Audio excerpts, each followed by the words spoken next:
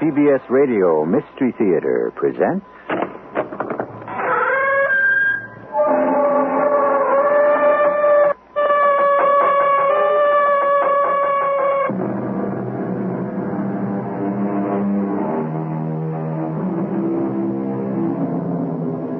Come in. Welcome. I'm E.G. Marshall, your host for another excursion into the world of the macabre, where we meet persons not quite like you or me, because they have had experiences that often defy explanation. It's a world of mystery where meaning is obscure, but such a world exists. Its phenomena may arise from the mind or from the appearance of an apparition, a person surely dead many years. That is what we explore because such an experience can happen, even to you. You've heard the expression, if thought could kill. Keep that in mind. It is at the heart of what you're about to hear. It's incomprehensible, Paul. But I saw it happen. I saw the portrait lose its colors and begin to crack, like a mummy exposed to the air. It's ruined. And a good thing, too. She was such a beautiful young woman. Now she's free. After 70 years. And so is old Andrew Scott.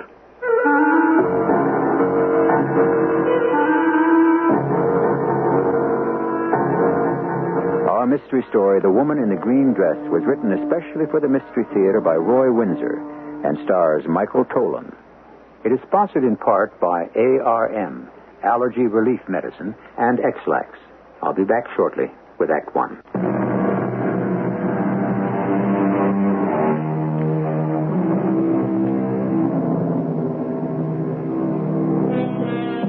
It is easy to understand the meaning of necessity being the mother of invention. That is how we got the wheel and how we learned to convert steam into energy. But many an inquisitive mind, without being prodded by necessity, has stumbled onto discoveries that substantially have advanced civilization. Electricity, for example. Well, Paul Maiden is a designer of jewelry, and designs interest him. It is both his business and one of his hobbies, the other being photography. He's spending the weekend with Kibbee Small in his fine suburban house. Can you really take a picture in this subdued light, Paul? No problem. Fast film. Well, I could turn No, Kibbee. I like the natural light. The way the morning light surrounds the portrait. The sunbeam acts like a spotlight. Now, don't jump around. Time exposures are tricky. That portrait fascinates you, doesn't it? Now, hold it. There we are. I'll take another to be safe. Open up to another f-stop. And Dora doesn't like the portrait. There. That should do it. She doesn't? Something about the painting makes her uneasy. You feel the same way, I guess. No, I just wonder who she was. That's one reason. Another is the unusual color, the green silk dress. Most painters back then wouldn't choose such a color for a portrait. Did you ask Dora about the woman? Well, she thinks it's some ancient relative, but she doesn't know. I found it in the attic when I brought down her suitcase. How's the new grandchild? Oh, just fine. Dora is staying with Susie for a week. I'm glad you could spend the weekend with me. We'll take some walks. Got an old church nearby. It's in ruins. Fine picture possibilities. Good. What do you make of this, Kibbee? Take a look at the lower right-hand corner of the portrait. What do you see? Well, I did notice that. Some sort of coat of arms, I suppose. But why, and what does it mean? I've no idea. It's really quite beautiful. The shape of a diamond, and it encloses 3 small birds, one with a branch in its beak. I've never seen anything quite like it. Well, before the lady in the portrait jumps out of the picture and bites us, let's go for a stroll. What a beautiful young woman. Chestnut-colored hair, fine features, and a proud expression on her face. How old would you say, Kibbee? Oh, early 20s? No, I mean, how old is the portrait? Oh, well, your guess would be better than mine, Paul. 50, 60 years, I'd say. Maybe older. Even 70. And Dora has no idea who she is? Nope. Then she must have died young.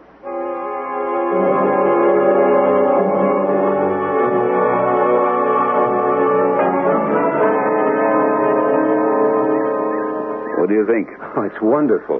And a shame. The church is a ruin, all right. Well, the neighborhood changed, grew, so a new church was built. This one's in disuse. Only a very few parishioners cling to it and keep it going. Old folks. After Higbee dies, he's the minister, I don't know if he'll be replaced. Oh, speaking of Reverend Higbee, he's walking toward us. Good morning. Oh, it's Mr. Small. Good morning, Reverend. This is Paul Maiden. Well, how do you do? How do you do, sir? Paul's a very accomplished amateur photographer. You're welcome to take pictures, young man. Thank you. Yes, I imagine that Mr. Small has explained the conditions you can see for yourself. Yes, I'm sorry it couldn't be kept up. Well, so am I. We do the best we can. There are a few volunteers. But there's no money for repairs. It's a pity. It's a small church, but authentic Gothic in design. You know, when I was appointed here 40 years ago, St. Luke's was prosperous. It sparkled inside and out. Today, it's in decay. The old graveyard filled with weeds, tumbling down. How old is St. Luke's? It was built in 1885. It's 92 years old. Is the interior well preserved? Unchanged. Yes, it's called the Vespers. Won't you join me inside? It's a short service. It's quite lovely. Afterwards, Mr. Maiden, I'll be glad to show you our relics. Well, I'd like to attend. I'll wait for you after the service. Maybe she worshipped here, Kirby. Beg pardon? The beautiful young woman in the green dress.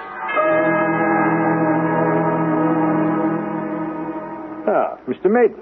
I enjoyed the service, Reverend Higbee. Oh, don't let me interrupt. Sorry, this is Miss Morrison. How do you do? How do you do? Why, isn't that... Why, of course, Mr. Small. Hello, Jenny. Wonders never cease. I haven't seen you here for years. Or Dora. She's well, I trust? Yes, thank you. She's in New York for a week. Susie had another little boy. Oh, nice. Please remember me to them. I will. I'll be outside, Paul. All right. Excuse me, Miss Morrison. I'll be with you in a few minutes, Mr. Maiden. Is he... No, that's hoping too much. Not a new member. No. He's just interested as a photographer. You were saying, Miss Morrison? Well, my great-uncle especially wanted me to apologize for not attending service the last 2 Sundays. Yes, I understand. He is a very old man. He's over 90, isn't he? Perhaps sometime next week you could call on him. Gladly. Mr. Scott is our oldest member, and, well, except for his annual pledge, I don't know how St. Luke's could continue. He's attached to the old church. Remember how he opposed building the new St. Luke's? Yes, very well. And he's, infirm? Not in body. Oh, he tires quickly, but he gets around. That's not his problem, physical health. It's his mind. He wanders more than usual, and, of course, it worries me. Yes, of course. You think he's becoming senile? I don't know. Talk with him about ordinary, everyday things, and he's informed and sharp. But then he drifts off into his memories and lives them. Mm-hmm. He seems to be possessed by his memories. Possessed? Well, that's a dangerous word, Miss Morrison. Possessed by what? I'd rather have you hear about it from him. Something that goes back years and years, when he was just a young man. Maybe he'll tell you. Yes, well, I'll pay him a visit. If he's had something on his mind for all this time, he may want to share it with me. Andrew Scott's a good man, and God is forgiving. You'll just drop in, not mention our little talk. No, not unless he asks me. Why? Because what he's often told me is blasphemous and makes me ashamed. Thank you, Reverend Higbee. It was a lovely service. Just what was that all about? Mr. Maiden? Yes, sir. Well, I'm free now. This is really a fine old church. Those stained glass windows are exceptionally fine. Yes, well made, and the colors are unusually vivid. The pulpit is made of fruit wood and hand carved. And these plaques on the walls, the stone tablets? In the olden days, the wealthiest parishioners had them engraved and set into the walls in memory of someone departed. Ebenezer Scott, born 1865. Called to his Maker, 1928, where he is at peace. His epitaph shall be his name alone. His son had that plaque placed there. Andrew Scott. I was just talking about him with Miss Morrison, who is his grandniece. Yes. He's still alive. He's in his 90s. Well. There's an interesting plaque. Here, look. Melanie Brent. That coat of arms, I found her. I beg your pardon? But the diamond-shaped design with the 3 birds enclosed in it. Yes, I was about to point that out. Mr. Small has a portrait of this woman. Does he? I beg your pardon, Reverend Higbee. It was rude of me, but... No. What is it that excites you about your discovery? Small found a portrait in his attic of a beautiful young woman. And it's of Melanie Brent? Well, I could swear it because the portrait has this same coat of arms or heraldic symbol painted in the lower right-hand corner. Now I can identify her. Well, is that important to you? Why? Well, because her expression is intriguing. She's wearing a green silk dress, and that diamond design has some meaning. I'm somewhat of an antiquary, and old relics and designs interest me. I just have to know her story. Well, it is simple enough and tragic. She was born in 1886 and died in 1911. She was only 25 years old. 25 years old? How sad. I wonder, Yes? Would it be too much trouble to look through the church register for that period of time? And No, certainly not. Now you've aroused my interest. But you'll have to give me a little time. No, of course. I'd appreciate it very much. Melanie Brent is a distant relative of Mrs. Small's, by the way. Oh, is that so? And now the old portrait has a name. Once it had a life. Who was she? Why did she die? How did she die? And what's the meaning of the unique design? Come in, Jenny.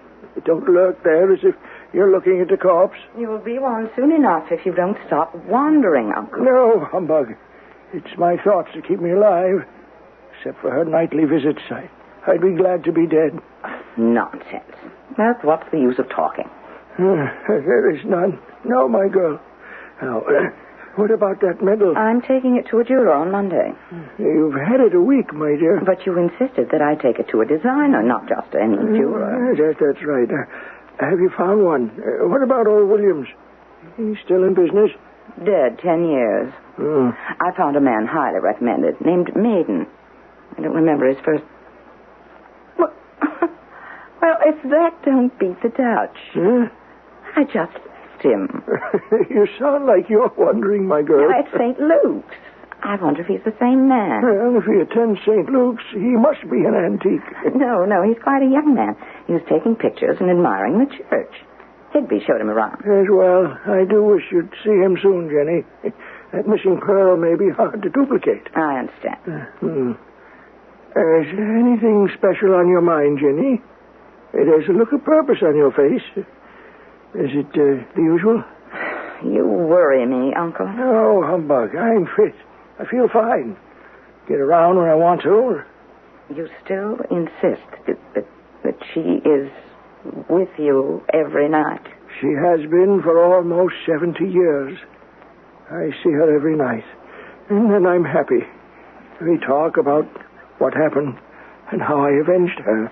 No one believes your story, Uncle. The facts bear me out. They're all mixed up, crazy. They make no sense. They make perfect sense. My testimony got him acquitted. And then with the help of God, I willed his death. And he died. Uncle, you mustn't. You think I'm daft? Am I, girl? On this subject, what else can I think? Willed his death. Well, that's sacrilegious, Uncle. I'll account to God alone when I join Melanie. And that will be very, very soon. Her name was Melanie Brent.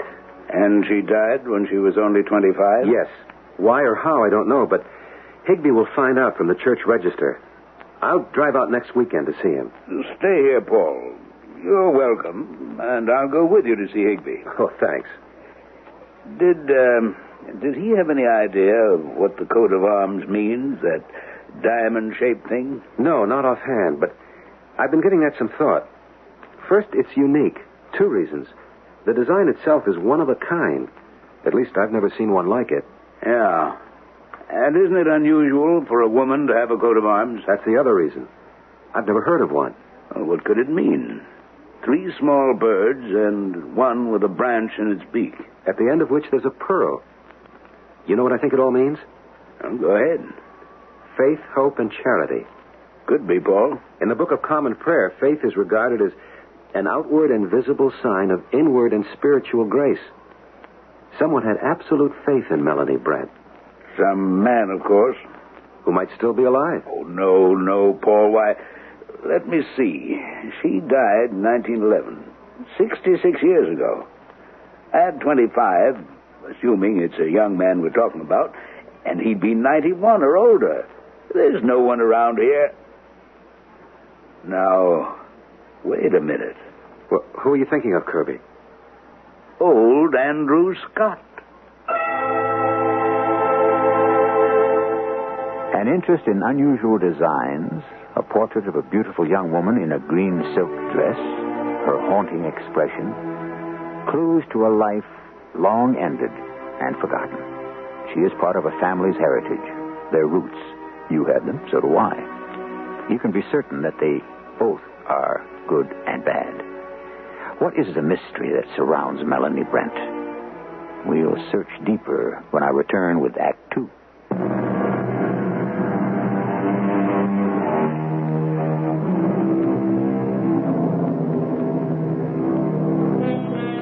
Paul Maiden's curiosity about Melanie Brent's portrait is leading him to the story of the young woman who died 60 years ago when she was only 25. Well, it's a weekday now. Paul is in his jewelry store. An elderly woman approaches him. May I help you, madam? Miss, I'm Miss Jennifer Morris. Well, my goodness, of course. Miss Morrison, I was introduced to you. At St. Luke's by Reverend Kibbee. Well, I'm glad to see you again. You know, when we met, I thought I knew that name, Maiden, and I know why. I've been trying to decide on a jewelry designer, and I settled on you. Oh, thank you. My great-uncle has an old gold medal. A small pearl is missing from it, and he wants to have it replaced. Let me show it to you. Here it is. Well, for heaven's sake. You seem startled. Well, I am, Miss Morrison. I know the design. You've seen it before? Twice.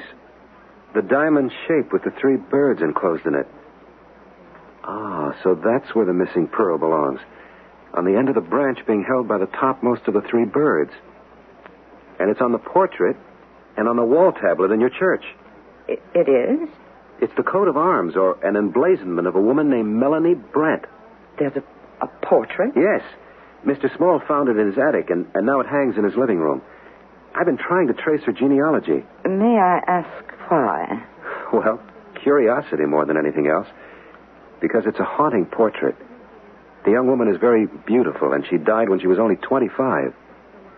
Well, perhaps you know the story. It's better forgotten, Mr. Maiden. Oh? Well, I don't mean to pry. She's long dead, and so is the scandal.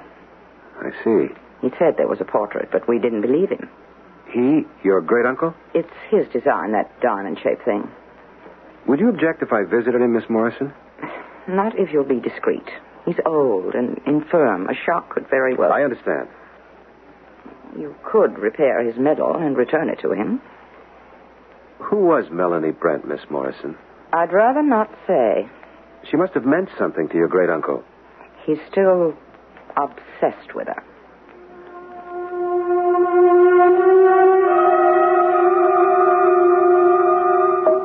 Well, hello, Mr. Maiden. And Mr. Small. Good afternoon, sir. Hello, Mr. Higby. Thank you for seeing me again. No, not at all. But I can't help you very much. There's no entry in the church register about Melanie Brent? I have it here. You may see for yourself. Oh. Melanie Brent, born April 27th, 1886, baptized July 15th, died September 9th, 1911. Her parents, the godparents, and half the page torn out. Now, who did that? I have no idea. It is most unusual. What would have been written there?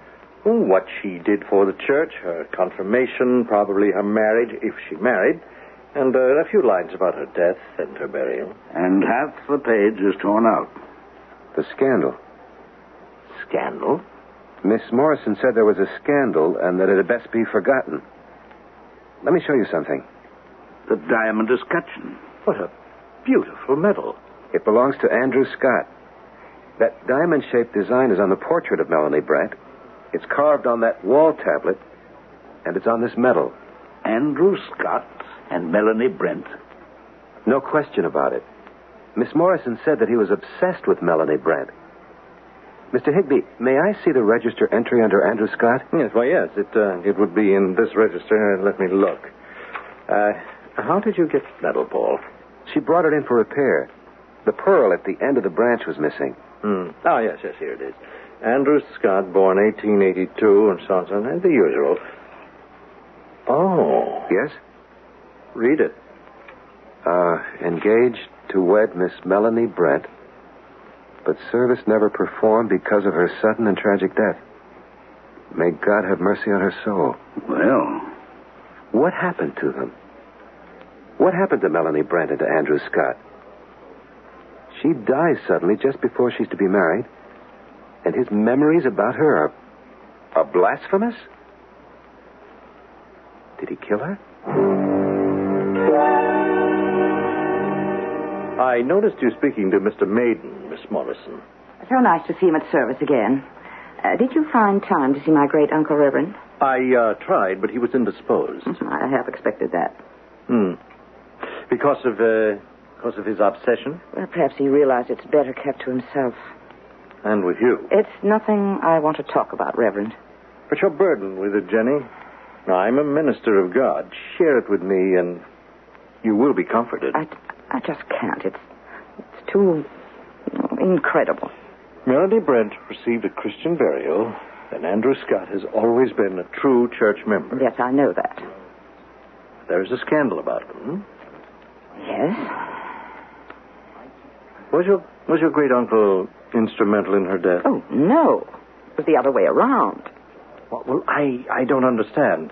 Andrew Scott is still alive. And prays for death so that he may join her forever.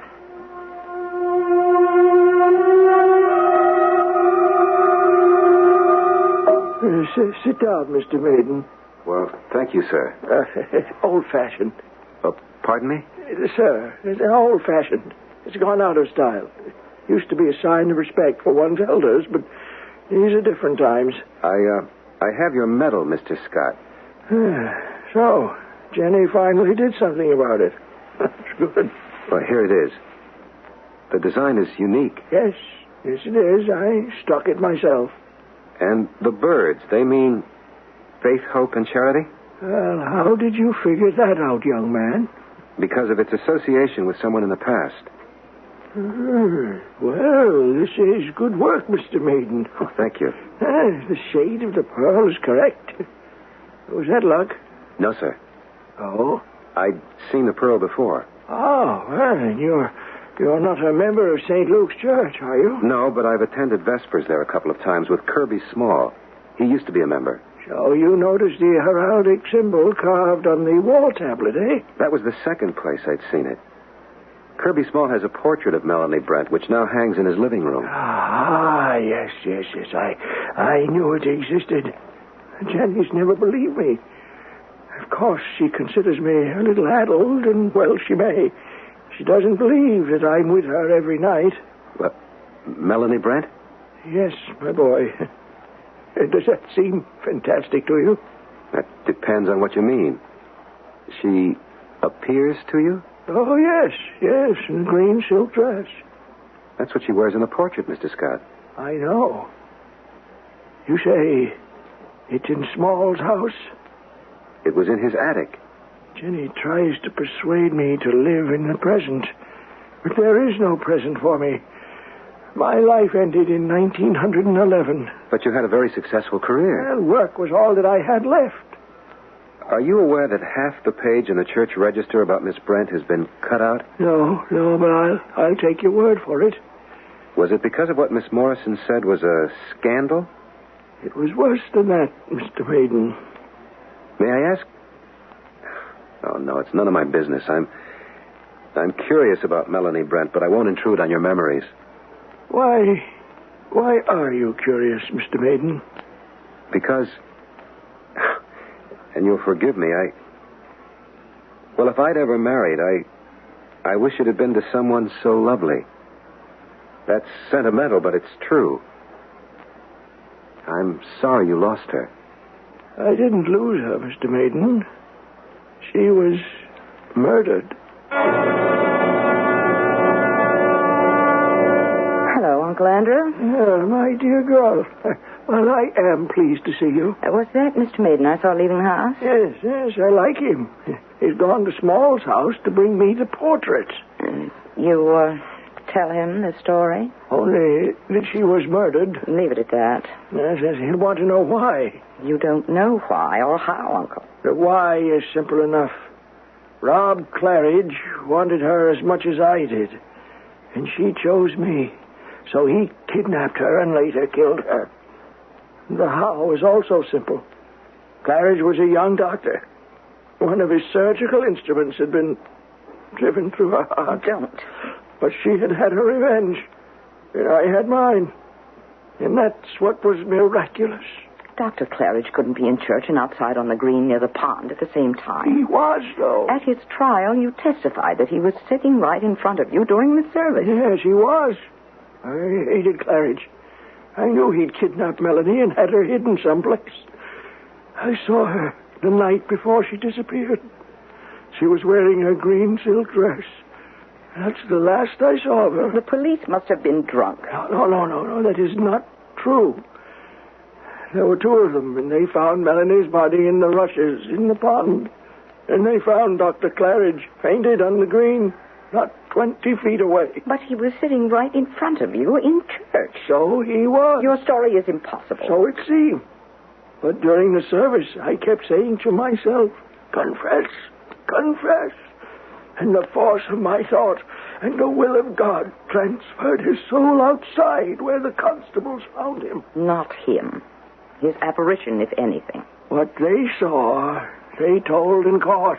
And they saw Claridge. But he was freed because you admitted he sat in front of you in church. That's true, but my words, confess, drove into his soul. And soon after he took his own life. I willed it, Jenny. And you don't see how incredible this is. Well, it may seem that way to you. It seems that way to anyone with common sense. I prayed for Claridge's death. That's sinful. I prayed for revenge, and it was granted. God saw to it. Oh, there is truth in the old proverb. Revenge is a morsel reserved for God. I can't bear hearing you talk like that. Oh, I am sorry, Jenny. But I have lived for over 90 years, and Claridge's death is all that has sustained me.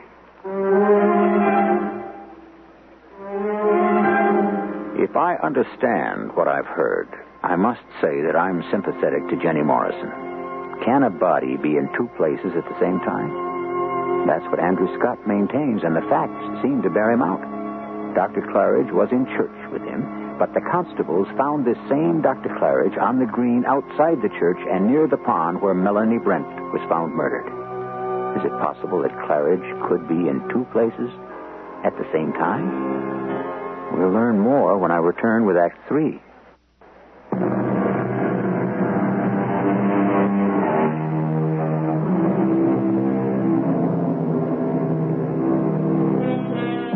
A miracle is an event which deviates from the known laws of nature. There are many instances of them, most of them found within the framework of religions. Visions appear before a person and reveal the future and the course he must follow to make it come true. Is that what confronts us here? A miracle? Is it conceivable that a body physically could be in two places at the same time?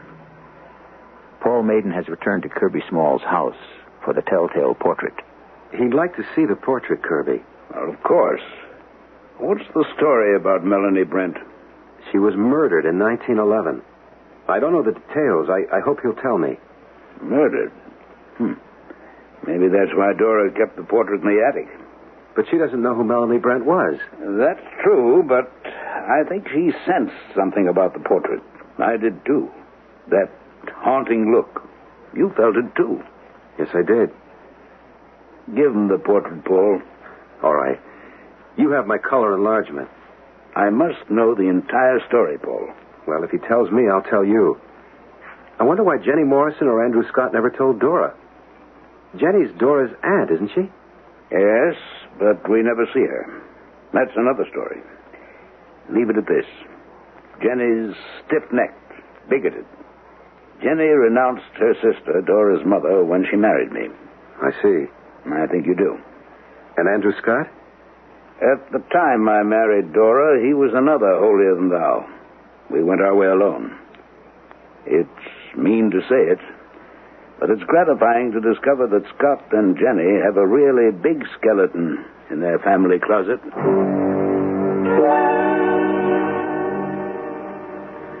That truly is an incredible story, Mr. Scott. Yes, well, you don't have to believe it, Mr. Maiden. Nobody else does. Dr. Claridge was brought to trial because the constables found him lying on the green near the pond. They had to be drunk. Oh, they were cold sober. I spoke to them outside the church. So did the old minister. And they never changed their story? No, sir. They repeated it in court. And you had to testify that Claridge was sitting in front of you in a pew in St. Luke's. His physical body, Mr. Maiden. What other kind is there, Uncle? Oh, only God knows. It's extraordinary. It's absolute nonsense. My great-uncle was so in love with a young woman that when she passed on... Murdered, my girl. Don't avoid the fact and the word. What you're about to say, Jenny, is that I became a babbling idiot. You've thought that all your life. I appeal to you, Mr. Maiden. Well, I'd have to defer to Reverend Higbee, Miss Morrison. This is beyond me. Well, in fairness to Jenny, who cannot abide scandal, it's true that after Melanie's murder, I was driven. I was torn apart, probably temporarily insane. But I remember Rob Claridge's trial and what I heard there. What did he have to say for himself, Mr. Scott? He was an arrogant devil. He denied kidnapping Melanie and then stabbing her. But he could not deny that the weapon was his. And your testimony freed him. I'm an honest man. I trust God. Do you believe me, Mr. Maiden? I want to, Mr. Scott. Isn't Reverend Higbee the person to judge? The church knows about miracles. I asked him to pay you a visit, Uncle, but you were indisposed, you said. Will you see him? Won't you confess to him that your thoughts are sinful? I decline to see him for your sake, Jenny. The story is an embarrassment to you. But now every Tom, Dick, and Harry knows it, so it's time it was laid to rest. No, that's rude to Mr. Maiden, my dear. Oh, I didn't mean him. I'm sorry, young man. But you'll tell Kirby Small, and he's sure to gossip about it. Dora will see to that. Well, I don't think they deliberately try to offend you or Mr. Scott. Why would they? That's neither here nor there. There's a small skeleton in their closet. You see, Mr. Maiden, they had to get married. Uncle. Yes, and in my arrogant pride, Jenny and I turned away from them. They sinned. You didn't sin, except in your mind, thinking you willed Rob Claridge's death. He took his life because of his guilt. Say that he did, Uncle. Say he murdered Melanie. Say he killed himself. Did anyone ever prove it? The discovery by the constables of Rob Claridge sprawled, fainted on the green, drove remorse through his soul as surely as he drove that knife into Melanie's heart. That's what you want to believe, Uncle. But I say again, it just couldn't be. Then we'll leave it at that. Mr. Scott, may I ask you a question about the portrait? Did you commission it, and when? 2 months before the wedding date. And it was completed? I intended to give it to Melanie for a wedding present. You saw it completed before the murder? Yes. I have the portrait in the hall. Before I bring it in, another question. Did you sense a premonition in her expression? No, not that I remember. It's there. You mean she anticipated her death? No, that's provocative, Mr. Maiden. I also take it that you don't think that I'm entirely daft, that I have told you the truth. The truth as you see it, Uncle. Which, Miss Morrison, may be the truth. Melanie was murdered. Claridge was in church, never expecting to be tried. At the same time, the constables saw him on the green near the body. That's why he was tried. And the fact of the trial is what led to Melanie's revenge. Bring Higbee. He must hear my story before I die.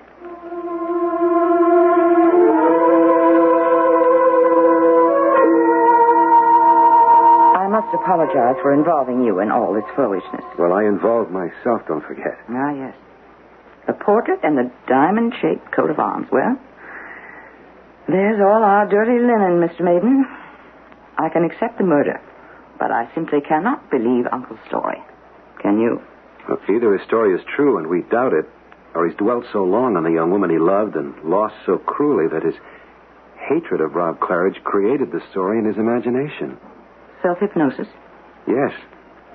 It sustained him for a long time. When did he become, well, obsessed with his memories? After he retired. He was 70 then and wealthy. I urged him to travel, see the world, but he became kind of a recluse. It's a tragic story. Jenny? We'd better go in. I'll bring the portrait from the hall. Yes, Uncle, are you all right? I must have dozed off. Is Mr. Maiden still here? I have the portrait for you, Mr. Scott, which, by the way, Kirby Small wants you to have and to keep. Oh, thank you. Place it over there against the wall, if you please. Yes, sir. I'll take off the wrapping. My goodness. What a striking young woman. Shall I turn on the lights, Mr. Scott? No, thank you. The early evening light is soft and warm. It was at this time of day that I last saw her alive. Wearing that same green dress. Oh, I thought she never looked so lovely. It was that night that she chose me over Rob Claridge. She was very beautiful. She still is very beautiful, Mr. Maiden. I see her every night. I believe that. But neither you nor Jenny believes what the constable saw in the green, do you? You explain it, Mr. Maiden. And what is this coming towards us now? Heaven help me. The woman in the green dress is stepping out of the portrait and coming toward us. I don't believe my eyes. Melanie? He's going toward her. Uncle, he's falling. No, I've got him. Here, Mr. Scott. But he's still following the woman.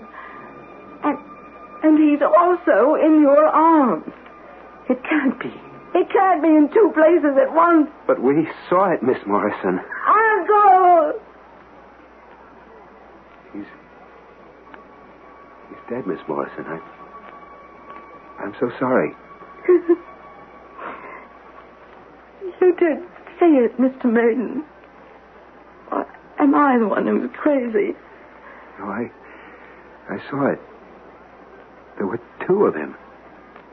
One walked toward Melanie Brent and vanished. Not an apparition, a whole man. And the other is here in my arms.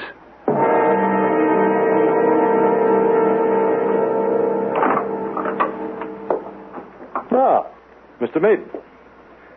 Bad news, Reverend. He just died. Oh, may God bless his soul. Amen. It was sudden. It happened not 5 minutes ago. And, Miss Morrison? Well, under control now. The circumstances were so strange, you'd better hear them from both of us. Oh, please come in. It's the Reverend Higbee, Miss Morrison. I am so very sorry, Jenny.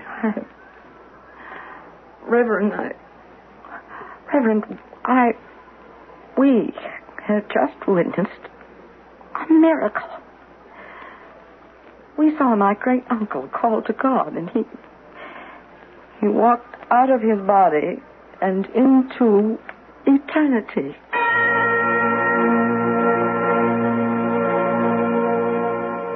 You say that Andrew Scott willed Rob Claridge's death? By driving his soul out to the green, where the constables swear they found him lying prostrated near the murdered body of Melanie Brent. And we just saw Andrew Scott walk away with the woman while I held him in my arms dead. Can it be possible, Reverend? May I see that portrait? You haven't answered my question, Reverend. No, in a moment, my dear. The portrait's in his study. Shall I... No. I'll walk in there. Look. Is that the portrait? Miss Morrison, something's happened to the portrait. Please come here. In heaven's name, what happened to it? The colors are faded and flesh is sagged. It's cracked and chips of paint have fallen away. It's what's left of a woman who was 25 and died almost 70 years ago. Did you say the portrait depicted a young woman? In glowing health, wearing a green silk dress. A beautiful young woman. It was in perfect condition when I unwrapped it. What can it mean? He moves in mysterious ways, his wonders to perform. You and Mr. Maiden have witnessed one of them. Miracles happen only to those who believe in them. My great-uncles did. And now he's reunited with the woman in the green silk dress.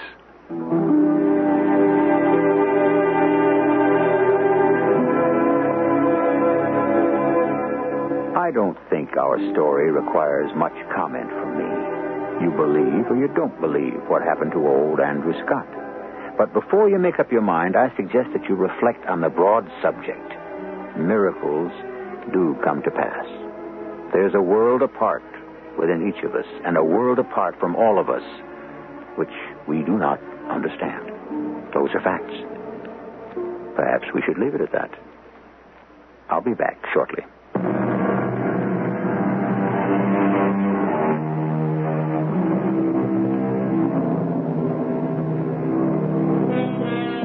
Men's lives can be controlled, but not their wills or their thoughts. Andrew Scott's life ended. Melanie Brent was murdered, but he willed her revenge, and it was achieved.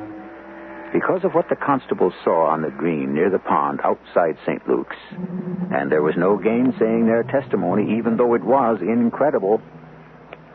But was it? Our cast included Michael Tolan, Lois Kibbee, Guy Sorel, and Earl Hammond. The entire production was under the direction of Hyman Brown. And now, a preview of our next tale. That's another one of those words. Sure. Yes, but suppose I devote a lifetime of hard work and I fail. The devotion is your success. Madame, you breathe rarefied air. My name is Regina Summerfield. How do you do? I am Walter Owen. Thank you. Thank you for talking to me, for spending so much of your time with a complete stranger. But you're not a complete stranger, or even an incomplete stranger. Oh, have we met? Yes, I think we have. No, I don't think so. I mean, I say this because I'm sure I would never have forgotten. You're how old? 30? Yeah. We met, I think, before you were born. Oh, before I was born? Yes, I'm sure of it. Radio Mystery Theater was sponsored in part by Buick Motor Division and True Value Hardware Stores. This is E.G. Marshall inviting you to return to our Mystery Theater for another adventure in the macabre. Until next time, pleasant dreams.